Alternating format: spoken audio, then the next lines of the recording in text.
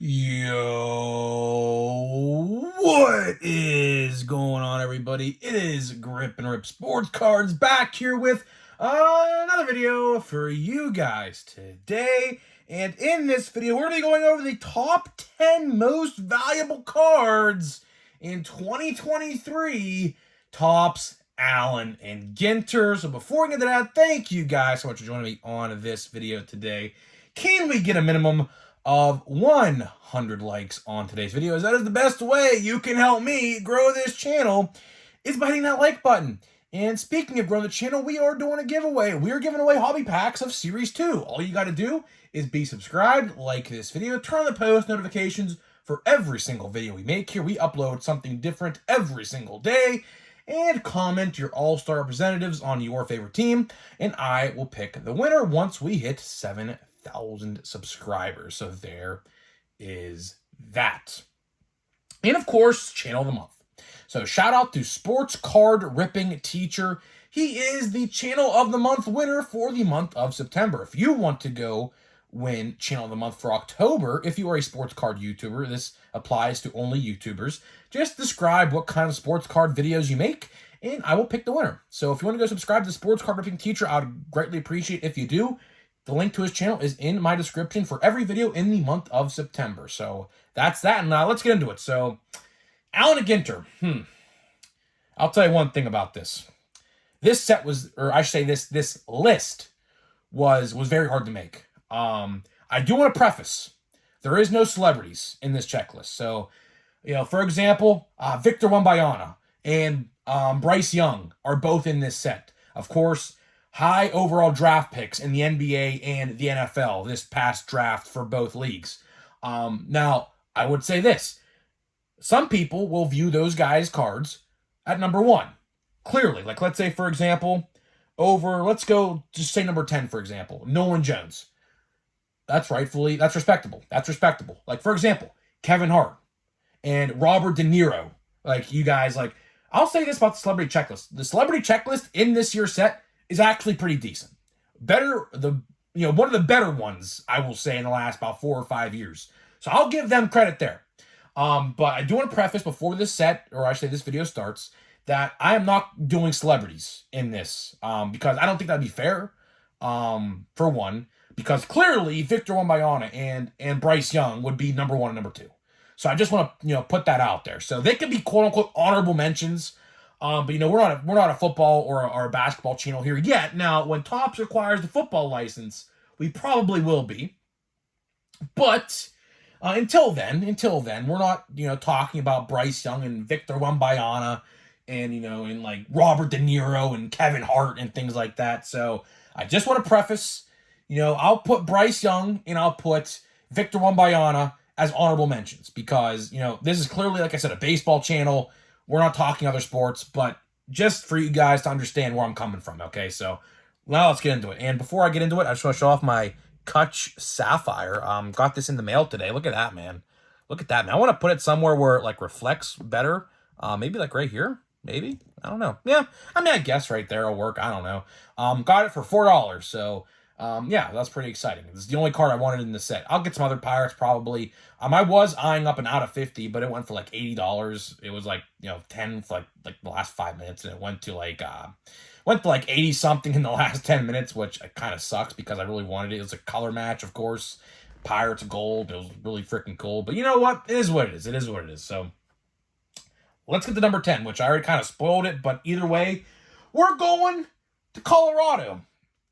We're going to Nolan Jones. And, some of you guys may not even know who I'm even talking about, which is understandable considering the fact that he had a weird year this year. So he started out with the Indians or the Guardians. I have autos. I have jumbo box topper cards of his and everything in a Cleveland Guardians uniform. But for some reason, the Guardians cut him and let him go and was picked up by the Rockies. And he has been great for the Rockies. So he is batting .286, 17 homers, 54 RBIs, and a 900 OPS. The Cleveland Guardians, of course, are, I believe, eliminated from playoff contention. It's hard to say what Nolan Jones would have done for that team if he was still on the Guardians. But needless to say, the Cleveland Guardians made a big mistake letting him go because clearly Colorado got a great player for essentially free. All they had to do is pick up his option for this year and pay the guy the money that he was getting on his contract. That's all they had to do, which was probably league minimum because he was a rookie. So, I don't know what's going on there, but it is what it is. And, big important thing. Completely forgot to mention this. This is important about this list. Like I was saying, this set was hard to put together. Because guess what? Players like Matt McClain and the update rookies are not in this set. I wanted to preface that. So if you guys did not look at the checklist yet, spoiler alert, Matt McClain and all those guys in update are not in this set like last year. I want to make a whole video about that, so I'm not going to go too in depth with that. We probably will do that tomorrow or Sunday's video.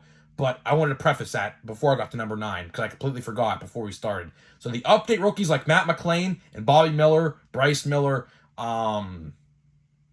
Patrick Bailey, they are not in the list. Don't know why. We'll talk about it probably tomorrow. So just wanted to preface that. So, number 9. To number 9, we're going to Washington. Who are you thinking? I'm thinking Joey Meneses. That is right, guys. Joey Meneses. He has made the list a couple times this year. This ain't his first time on the top 10. Rightfully so. He's actually a pretty decent player for the Nationals. Now, how long that lasts, I don't know. He is, I believe, 30 years old. He is a rookie. He is, a little older for rookie status. But, needless to say, if you're producing, you're producing. If you're producing good stats, age don't matter. You could be like a 22-year-old rookie, which, speaking of which, Junior Caminero is getting called up to the Rays. Fun fact. Just saw that literally posted about 20 minutes ago. So that's interesting. But, Joey Meneses, he's 30 years old. He's batting .280, 13 home runs, 86 RBIs, and a .736 OPS. That's pretty solid, if you ask me. You can't get much better than that. I mean, of course, the OPS could be a little better. Under league average. Power numbers, it looks like you don't hit a lot of home runs. But you know what? If you get on base and you're scoring runs and hitting them in, that's great. So Joey Meneses definitely deserved to make the list at number 9. Also considering the fact that, of course, you guys are aware that the update rookies are not in this set for whatever reason. I do not know the answer to that. I'm having my thoughts and theories, which we'll talk about later down the line. But yeah, so if the update rookies were in this set, he probably would have made an honorable mention or something like that. Just because of his age. But Joey Meneses definitely deserves to be on this list because he's deserving. He's deserving of it. And the Nationals are building something great. You may not see it just yet, but give it a couple years, probably like 2025, maybe you'll start to see something. They're a couple years behind the Pirates, so I would expect a little, later than us, probably like 2025, 2026, the latest with them. So number eight. Speaking of the Pirates. This guy would have definitely not made the list if the update rookies were in this checklist. But number 8 is a Pirate by the name of Liover Peguero. Some of you guys may not know who Liover Peguero is. But he is a very young rookie. I believe he's like only 22 or 23 at the latest. Got him in a trade for Starling Marte back in 2019. So Liover Peguero, he only played a couple months so far. So these stats are really not what he should look like. But he's batting .243, 7 homers, 26 RBIs, and a .670 OPS. Again, not reflective of how much potential he has. If you don't watch Pirates games, you probably have no idea who this guy is. He is most certainly going to be our starting everyday second baseman next year.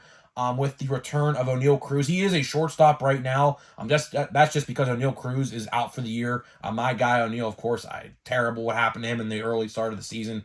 But Liover Peguero will most certainly be the starting second baseman next year for the Pittsburgh Pirates. So keep an eye out for him because he's going to be good. He has a lot of power. When he connects, he actually connects for like moonshots. It's actually incredible. Go watch some of his stats on YouTube or some highlights of him on YouTube. You'll see what I'm talking about if you don't know what I'm talking about.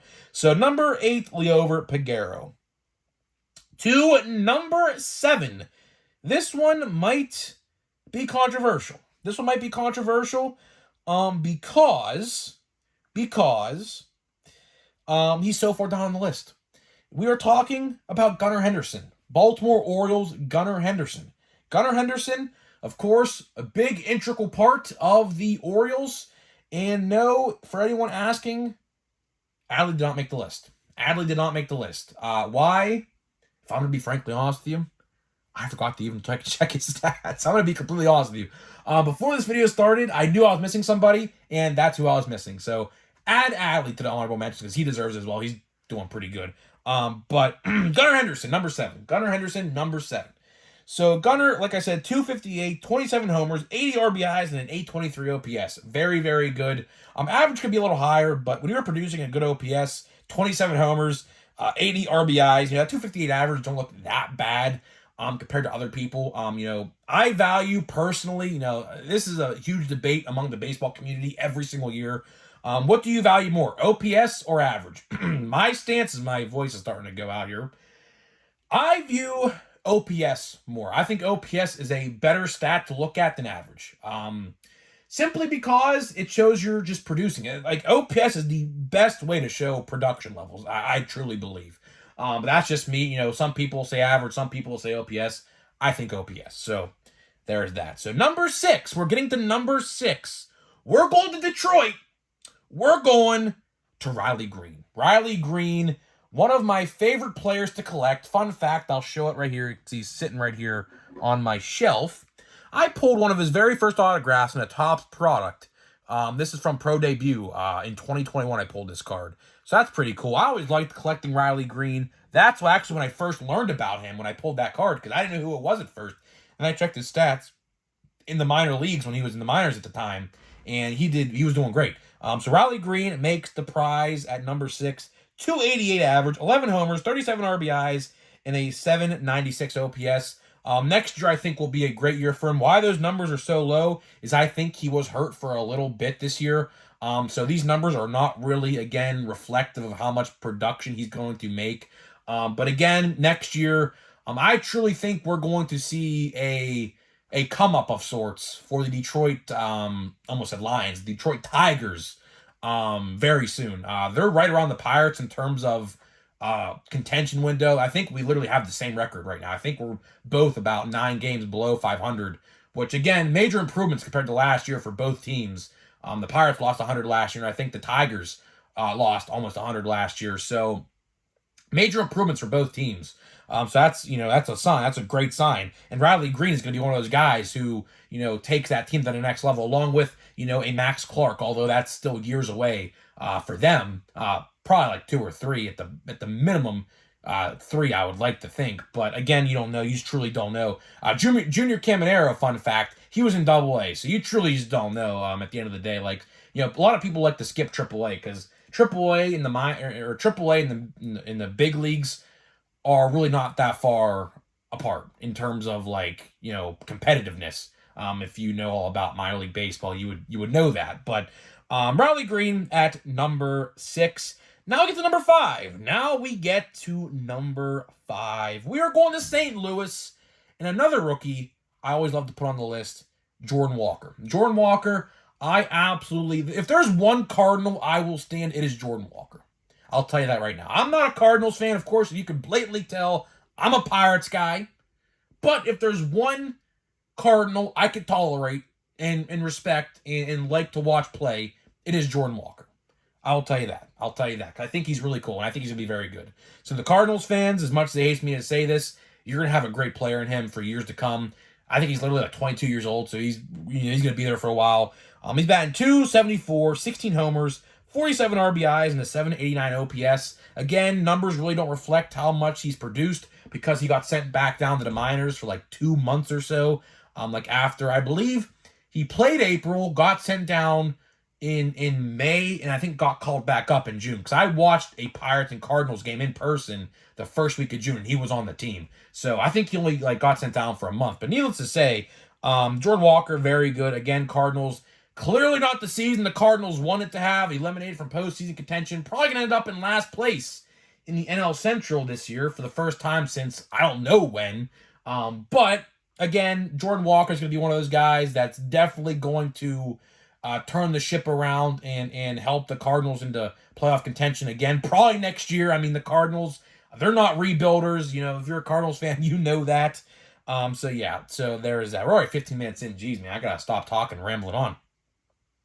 Number four, we're going to Texas.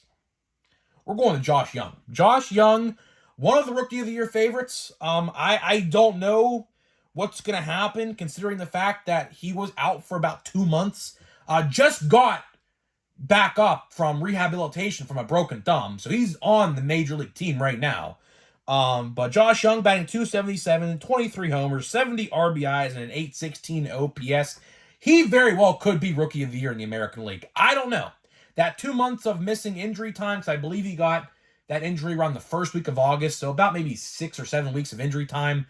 I don't know how that's going to reflect on the Rookie of the Year vote, but definitely going to be number 2 if he's not number 1. I definitely think he is definitely one of the finalists.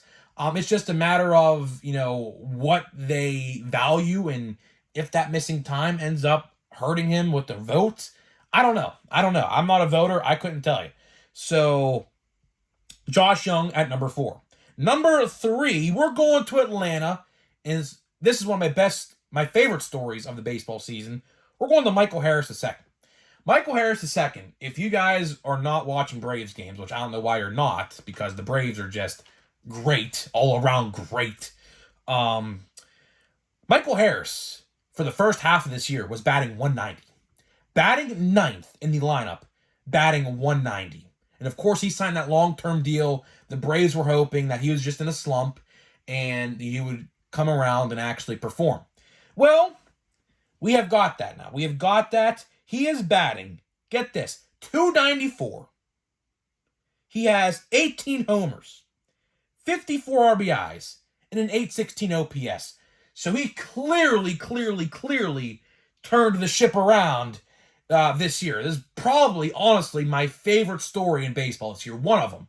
Now, there's a lot of good stories this year in baseball, like the return of Kutch, the farewell tour for Miguel Cabrera, things like that. But in terms of, greatness and comebacks, this is a good comeback story. It really is. Now, of course, just like a first 3-month slump, but needless to say, from going to 190 to 294 in 3 months, a lot of people don't understand how hard that is. That is very hard. Now, I would like to actually compare his first half stats to second half stats to get the full rundown of splits, but, that average is very, very reflective on how good he has been this second half. So I wanted to put him at number 3 because he very well deserved to be number 3 on this list. Honestly, could have been number 2, but number 3, we're going to talk about a guy who's been pretty good all year long.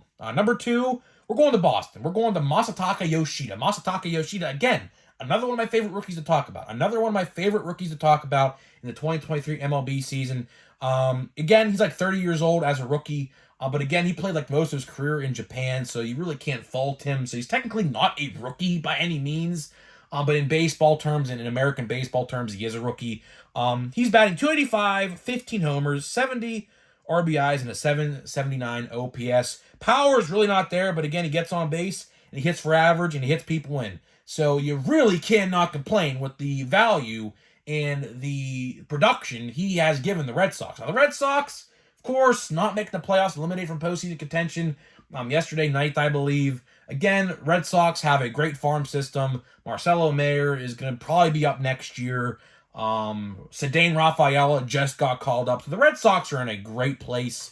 So I would not be too concerned, Boston fans, at the end of the day, with your status of your team. You're definitely going to make a statement next year. Now, again, that division is very hard. The Rays, the Orioles, Blue Jays, Yankees aren't going down without a fight, and then the Red Sox. So it's going to be interesting next year for the AL East, I will say that. And last but not least, we're going to Arizona as number 1. You guys already know what we're talking about. We're most certainly talking about the absolute front runner for NL Rookie of the Year. Without a doubt, he is absolutely going to win, in my eyes. We're talking about Corbin Carroll.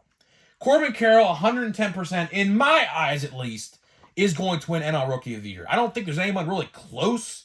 I don't think they consider Michael Harris a rookie in terms of voting status. So I'm not entirely sure who would come in second place. But if Michael Harris is on that list, I guess him. But Corbin Carroll, 285, 25 homers, 73 RBIs, and an 874 OPS. Overall, just great all around. I think that they will most certainly be in the playoffs. Right now, they are in the second wild card spot, I do believe, because we just beat up on the Cubs. We talking about Pirates. I'm talking about the Pirates. So I like to think that they're in second place right now in the wild card. I would really like to see them in the wild card because they're a great, young, fun team to watch. Same with the Orioles, man. The Orioles, I genuinely do hope win the AL East. Sorry to all you other fans out there, because I know I have like Rays fans and fans of other teams watching me in the AL East. But you know what? I don't care. Orioles are fun to watch. Fun fact, the Pirates next year, home opener, is against the Orioles, and I will most certainly be there. And speaking of Riley Green, there's a good one right there, man. Riley Green, man. So let's get that one. That's pretty cool. I might top load that one. We got Shea Langoliers. We got Starling Marte, Pirate legend. We got Will Brennan, Guardians. We got Yainer Diaz. We got